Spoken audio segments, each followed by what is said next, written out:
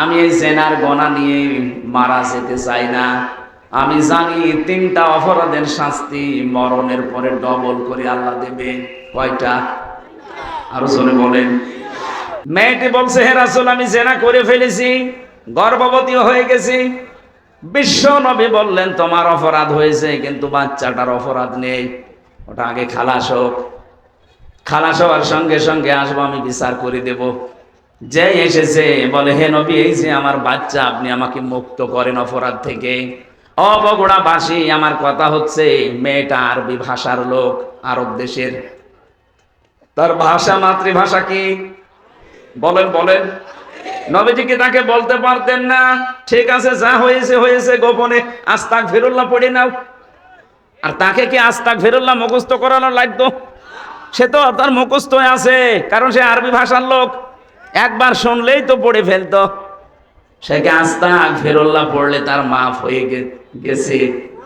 কেন নবীজি তাকে বললেন যে ঠিক আছে যাও। 10 মাস 10 দিন পরে এসেছে বাচ্চাটা নিয়ে, বললেন না, এখনই হবে না। তোমার স্তনের দুধ আছে, এই বাচ্চার অধিকার 2 বছর, এটা আগে কমপ্লিট করে আসো। বাচ্চাটা যখন শক্ত খাবার খাওয়া শিখবে তখন আসবা। ঠিক এসেছে। যখন আসলেন ডাক দিয়ে বললেন, হে রাসূল, তাড়াতাড়ি করেন। সে কিন্তু জানে যে বিচার কি হবে, সে নিজে জেনে এসেছে। বিশ্বনবী নিজে ছেলেটাকে এক সাহাবীর আন্ডারে দিয়ে দিলেন। ডাক দিয়ে বললেন, একে মাটির ভেতরে গেড়ে দাও। চারিদিক থেকে পাথর মারা আরম্ভ হয়ে গেছে। হযরতে খালিদ ইবনে ওয়ালিদ বলেন, এত জোরে একটা পাথর নিক্ষেপ করলাম, একটা ফিনকে দিয়ে রক্ত এসে আমার শরীরে লেগে গেছে। আমি বরদোয়া দিয়েছিলাম, ভৎসনা দিয়েছিলাম। নবীজির কানে কথাটা যাওয়ার পরেই বিশ্বনবী বললেন, খালিদ থামো, আমি নবী, তুমি নবী না। আমি যা জানি তুমি জানো না। আমি যা দেখতে পাই তুমি দেখতে পাও না। আমি দেখতে পেয়েছি আজরাইল 70,000 ফেরেশতা নিয়ে আকাশ থেকে নাজিল হয়ে আমাকে বলছে, হে রাসূল, এই মহিলার যে তাওবা, এর যে অনুশোচনা, এর যে কর্মকাণ্ড দেখিয়ে গেল দুনিয়ায়, এমন ভাবে যদি কোনো জালেমও তওবা করে যেতে পারে, আল্লাহ তাকেও মাফ করে দেবে। কি বুঝলেন আপনি এই ছোট্ট স্টোরি থেকে?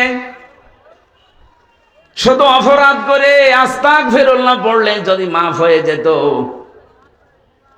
হ্যাঁ, আস্তাগফিরুল্লাহ পড়লে আপনার জীবনে যে গুনাহগুলো আল্লাহর সাথে ঘটেছে, আল্লাহর অধিকার নষ্ট করেছেন, ওইগুলো মাফ হবে। আপনি সব সময় এই জন্য পড়বেন ইস্তেগফার, আস্তাগফিরুল্লাহ, আস্তাগফিরুল্লাহ। কিন্তু তাওবা যদি কেউ করতে চায়, তাওবা করলে জীবনের অপরাধ শুধু মাফ হয় না, ওই জায়গাটা আল্লাহ পুরা ফাঁকা করে দেয়, বাকি জায়গাটা আমার আল্লাহ পুরা নেকি দিয়ে পাল্টিয়ে দেয়।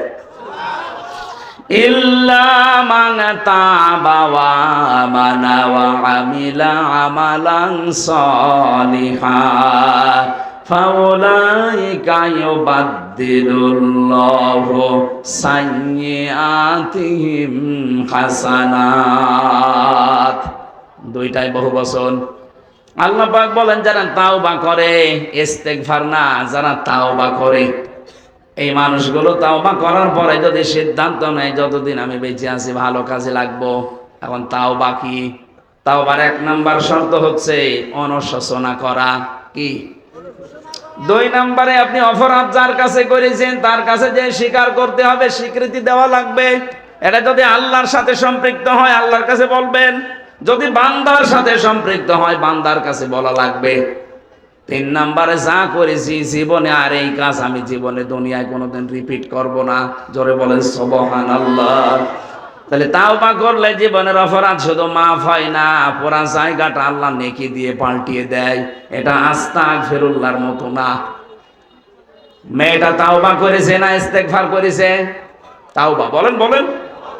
এই জন্য আমার আল্লাহ দুনিয়াতে তার এমন তাওবা কবুল করলেন, বিশ্বনবী বলেন, এটা যদি পুরা আরব জাহানে সবার ভেতরে ভাগ করে দেন, সবাইকে আল্লাহ মাফ করে দেবে। এত বড় তাওবা হয়েছে তার।